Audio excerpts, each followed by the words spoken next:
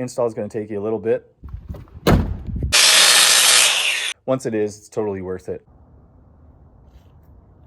I just really hope that everything I had to say can help you guys with a bumper install or light install or wiring. Much love. All right, so before I got too much more work done, I wanted to show you guys how to wire up these lights. I'm gonna wire them up a different way than it calls for on any of the YouTube videos that I've seen. You know, you hook it up with your daytime running lights, because frankly, I like to have more control of my lights. What I did is, obviously you're gonna wire your positives with your positives, negatives with your negatives. So how I did it on this side is, I ran all the negatives down here, grounded down to the frame with the lock washer, and I have my positive running up here that I'm going to run through the firewall that I can control inside the truck. So that means when the contact's off and ignition's off, everything like that, I'll be able to control everything I want from over here with my switch panel. It's super easy. I'll show you guys where you need to go to take these off. It's your two up here, there's one down here, and when you get your fenders off, or your lower fender I should say, this bolt right there, it's a 10 mil. That's actually the fourth one you need to take off. You can actually, once you take the clips out, this bumper just slides down just enough so you can get in behind there and get that 10 mil bolt.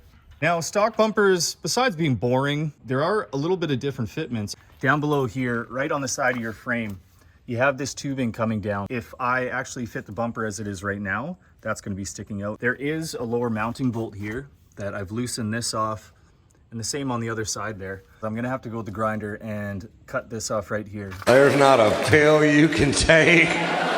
There's not a class you can go to. Stupid is forever. I'm sure a lot of you guys know Tacomas are famous for having rust happening on the frames. So I'm gonna be cleaning this all off, getting it treated. We're definitely gonna be getting a professional undercoating done on this one. Now for these Spyder headlights, it's actually super easy. Once you have your stock wiring harness off, this is for your park lamps, that's for your headlight bulb, and your signal lights over here. Usually you would be wiring the positives and your negatives from your halos and your park lights. If you want to go ahead, do it that way on the Tacomas. On the driver's side, the yellow wire on your park lights is actually positive. And on this side, the blue wire is positive. You can strip that back and do it. Now in the end, you should have something looking like this. I like to do wiring once because there is nothing more frustrating than having to do it twice and finding out where it went wrong. So I'll actually alternate going from left to right. So first wrap left side, then right side, then left side, then right side. So you get a little kind of cross hatch like this. Again, followed up with some soldering. And unless you want to get frustrated, don't forget to get your shrink tubing on there. Totally up to you how neat you want to do it. So lights are in, everything's wired up. Well, yeah, those two little extensions from the bottom of the bumper mount there, took them out. You just can hit them with a hammer, loosen them up a little bit. The whole thing will slide out. You can cut it to size. Now it's time to get her finished up.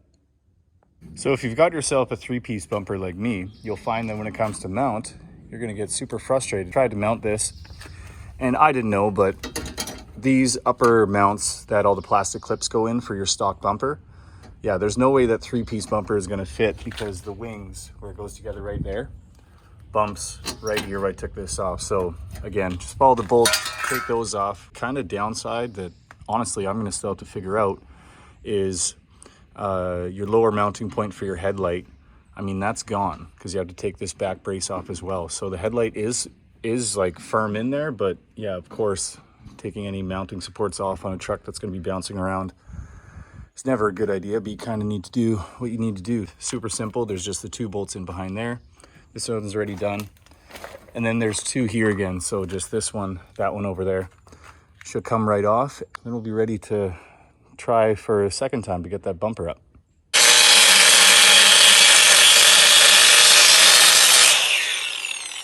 All right, so after a couple mounting attempts, several cuts, and maybe a few hundred profanities, we finally got the bumper mounted up. It's definitely not the easiest thing to do, especially when there's no video that I found how to do it. So I didn't know what had to stay, what had to go. But anyway, I'll poke my little camera in here and show you. That brace over there, that middle one, that has to go. But then also one thing that I actually had to cut, make sure you don't cut this entire thing off because actually your grill, there's a little spike on the bottom of it that fits in here. But anyway, there's no way that this bumper is going to fit with that on. One thing that I actually had to cut as well, which was really finicky, but I tried 5 times and it didn't work without it. There's your lower mount here for your headlights. Again, this is a 3-piece bumper. So 1-piece bumper, you might be able to fit that bracket without cutting it off. But yeah, it kept bumping up against where this bumper meets here, so the whole light would get pushed back. Got my little saw, cut that off, and it's all good. Besides getting the bumper on, also, I just mounted the fog lights on both sides and light bar as well. I don't know about you guys, but you know, I like to use my truck and use my bumper, so I'd highly recommend mounting them so they're a little inside the bumper, because I don't want a tree coming to smash my lenses out. But of course, that's your guys' choice if you want to buy extra lights. With that said, it is absolutely insane how much room for activities you have under here compared to the stock bumper, because you can see I still need to cut the inner skirts there from the fender. I'll be tightening the mounting brackets onto the frame of the truck. I'm doing this alone, so with a jack from underneath, these are all still loose, so obviously I'll be adjusting it out a little bit, but as it sits right now, it's pretty good. It does have to come a little bit out, but yeah, hardest part is done.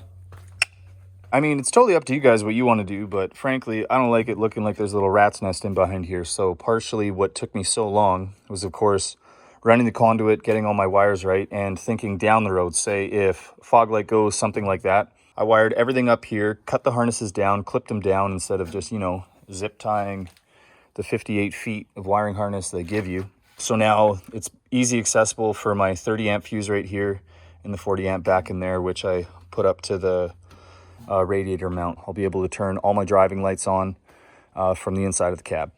With this Chassis Unlimited bumper, one thing I actually had to do was your tow recovery hook. It actually impeded right at the bottom here. It actually came low, so right here on the bumper, it actually hit as soon as you put it on, so I couldn't get it onto the frame there. Another reason to take it off, besides you can't get your bumper on, is there's absolutely no way with this bumper that you're going to be using that hook anyway. So especially once you get your winch in there and your clevises, you'll be good to go. Definitely was not the easiest install I've ever done, but then again, I couldn't find a single video on Chassis Unlimited, YouTube, anywhere that told me how to do it. So it was a hell of a lot of figuring. So I hope this little one that I put up will help you guys. If you're anything like me, in the end, save a good, 15, 20 minutes, because you're just going to be standing back from the truck looking at it. Install is going to take you a little bit, especially if you're doing it alone. You need to get a little ingenious with jacks and jack stands in order to get this sucker fitted, but once it is, it's totally worth it. All right, so I'll make sure to add a bunch more footage of this one once it gets, finished up, buttoned up, tightened up, that kind of thing. But in the meantime, I just really hope that everything I had to say can help you guys with a bumper install or light install or wiring, anything like that.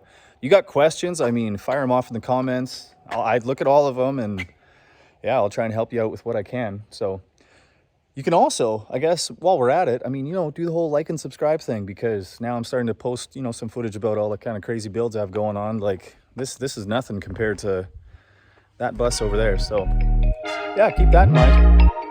Hope it helps. Much love.